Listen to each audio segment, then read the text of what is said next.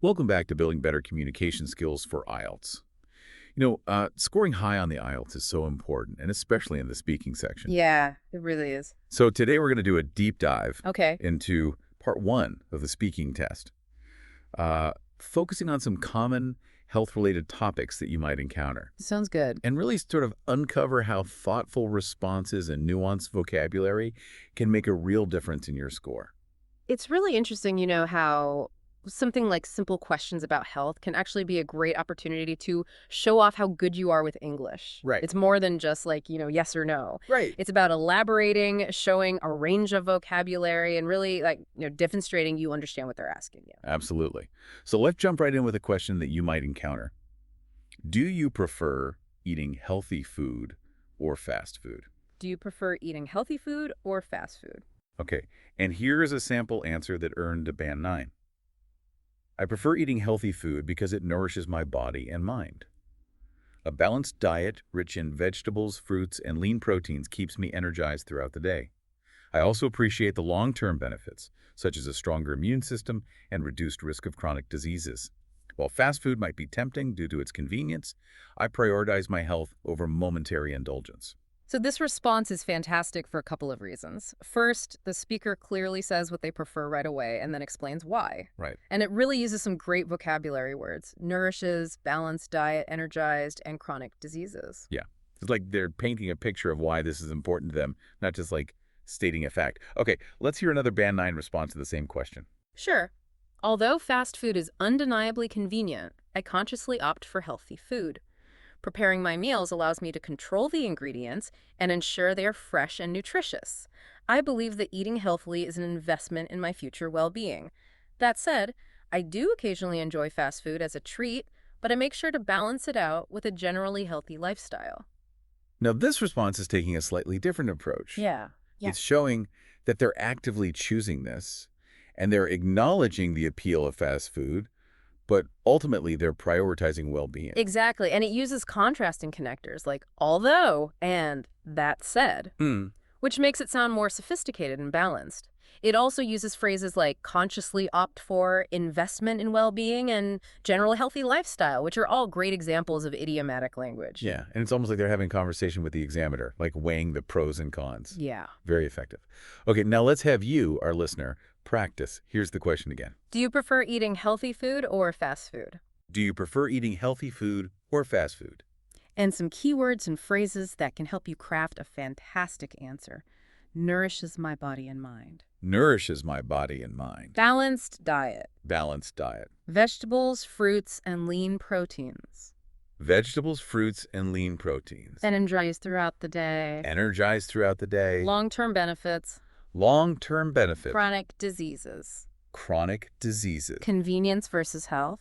Convenience versus health. Investment in well-being. Investment in well-being. Fresh and nutritious. Fresh and nutritious. Momentary indulgence. Momentary indulgence. Think about how you can weave these into your response. And remember, it's great to give your personal experiences and opinions. The examiner wants to hear your authentic voice. For sure. Okay. Now let's move on to a question that allows you to talk about your hobbies. Which sport do you play or do regularly? Which sport do you play or do regularly? And here's a Band 9 example. I regularly play badminton because it's both exhilarating and physically demanding. It's a fantastic way to stay fit, improve agility, and build stamina. What I enjoy most is the competitive yet friendly nature of the game, which allows me to socialize and strengthen my reflexes simultaneously. Playing badminton is also a stress reliever for me after a long day at work. So this response is good because it doesn't just name a sport, Right. but uses really good adjectives like exhilarating, stamina, and stress reliever to create a picture of why they enjoy it. Yeah. It really highlights like those different benefits, right? The physical, social, and mental. Let's listen to another Band 9 response. I'm an avid swimmer, and I swim several times a week. I find it to be an incredibly therapeutic activity that helps me stay in shape while calming my mind. Swimming offers a full-body workout and is particularly gentle on the joints, which makes it suitable for people of all ages. Additionally, being in the water gives me a sense of tranquility that's unmatched by any other sport. So this response is really emphasizing that therapeutic and calming aspect of swimming. And it's interesting how both responses are showcasing benefits but they're doing it from different angles. Exactly, and it uses vocabulary like therapeutic, tranquility, and gentle on the joints to highlight the benefits of swimming. All right, let's give you, our listener, a chance to practice. Here's that question again. Which sport do you play or do regularly? Which sport do you play or do regularly? And here are some key words and phrases to consider as you craft your response. Okay. So don't be afraid to get creative and really make it personal. Exhilarating and physically demanding. Exhilarating and physically demanding. Stay fit, improve agility, build stamina. Stay fit, improve agility, build stamina. Competitive yet friendly. Competitive yet friendly. Strengthen reflexes. Strengthen reflexes. Stress reliever. Stress reliever. Therapeutic activity. Full body workout. Full body workout. Gentle on the joints. Gentle on the joints. Suitable for all ages. Suitable for all ages. Into tranquility. Sense of tranquility. Mm-hmm. Remember, the examiner wants to see how well you can express yourself. So choose a sport you're passionate about and let that passion shine through. Now let's shift gears to a question about our busy lives. All right. Do you think you have enough free time to relax? Do you think you have enough free time to relax? Okay, so here is a Band 9 response. I believe I have just enough free time to relax, although I have to plan my days carefully to ensure this. Between work and personal commitments, I try to carve out at least an hour each evening to unwind, whether it's by reading a book or listening to music. While it's not an abundance of time, it's sufficient for me to recharge and maintain a sense of balance in my life. So this response is really good because it shows a mature understanding of time management. Hmm. It's not complaining about not having free time, but really focuses on making the most of the time that they do have. Right. And it uses phrases like, plan my days carefully and carve out time. It's showing that they're being proactive, which is great, in an exam situation. Let's hear another take on this question. To be honest, I wish I had more free time to relax. My schedule can be quite hectic, and leisure often takes a backseat to work and other responsibilities. However, I do my best to make the most of the time I do have by engaging in activities like yoga or meditating, which help me relax quickly and effectively. Okay, so this response is relatable, right? Highlighting that struggle a lot of us have with busy lives and needing to relax. Yeah. They're acknowledging the challenge, but they're still finding ways to unwind. Exactly. And using phrases like hectic schedule and leisure takes a back seat that really give you a clear picture of how busy their life is. And then mentioning specific activities like yoga and meditation really makes it sound authentic. Okay, listeners, your turn to practice. Here's the question again. Do you think you have enough free time to relax? Do you think you have enough free time to relax? Here are some helpful keywords and phrases to inspire your answer. Plan my days carefully. Plan my days carefully. Carve out time. Carve out time. Unwind by reading or listening to music. Unwind by reading or listening to music. Recharge and maintain balance. Hectic schedule. Hectic schedule. Leisure takes a back seat. Leisure takes a back seat. Engage in activities. Engage in activities. Yoga and meditation. Yoga and meditation. Relax quickly and effectively. Relax quickly and effectively. Sense of balance. Sense of balance. So really think about, how you manage your free time. Do you prioritize relaxation?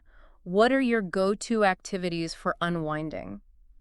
Remember, the examiner wants to hear about your unique experiences. Okay, finally, a question that taps into your personal preferences.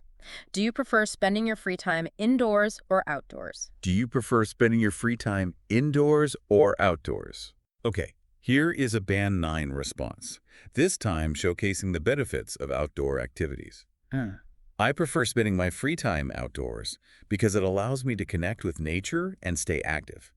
Activities like hiking, cycling, or simply taking a walk in the park provide a refreshing break from the monotony of indoor life.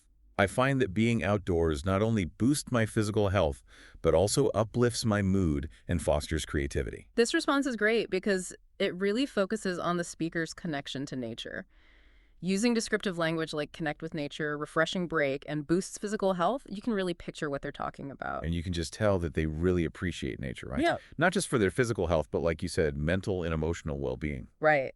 Now let's look at a different response to the same question, which is also a Band 9. Okay, let's hear it. I tend to spend my free time indoors as I enjoy the comfort and tranquility it provides.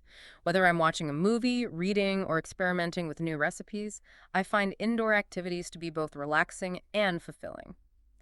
That said, I do occasionally venture outdoors for a change of scenery or social gatherings. Now, this response is doing a great job of conveying that sense of peace and fulfillment the speaker finds in indoor activities. Uh-huh. And I like how they're acknowledging both indoor and outdoor pursuits. Yeah. But, they're staying true to their preference. It shows a balanced perspective for sure. And phrases like comfort and tranquility, relaxing and fulfilling, and venture outdoors for a change of scenery show off a good range of vocabulary. Okay, listeners, let's give you one last chance to practice for this part. Here's the question one more time. Do you prefer spending your free time indoors or outdoors? Do you prefer spending your free time indoors or outdoors? Okay. And now here are some keywords and phrases to get those creative juices flowing. Connect with nature. Connect with nature. Stay active. Stay active. Hiking. Cycling. Taking a walk in the park. Hiking, cycling, taking a walk in the park. Refreshing break. Refreshing break. Boosts physical health. Boosts physical health. Uplifts mood. Uplifts mood. Fosters creativity. Fosters creativity. Comfort and tranquility. Relaxing and fulfilling. Relaxing and fulfilling. Venture outdoors for a change of scenery. Venture outdoors for a change of scenery. Remember, the key here is to explain why you prefer spending your time indoors or outdoors. Exactly. Don't be afraid to use descriptive language, personal anecdotes. Just make it engaging and memorable. Right. It's all about showing off your English skills. Hmm. So, to all our listeners out there, practice, practice, practice. Record yourself answering different IELTS questions. Listen back, see where you can improve, and most importantly, don't be afraid to experiment. Find what works for you. Because the more you practice, the more confident you'll become. And that confidence will really shine through on test day. And that brings us to the end of our deep dive into common health-related topics for the IELTS speaking test. We hope you found this episode helpful and informative. We've covered a lot of ground, but remember, this is just the beginning of your IELTS journey. Keep practicing, stay curious, and most importantly, believe in yourself. Thanks for joining us, and good luck with your IELTS preparations.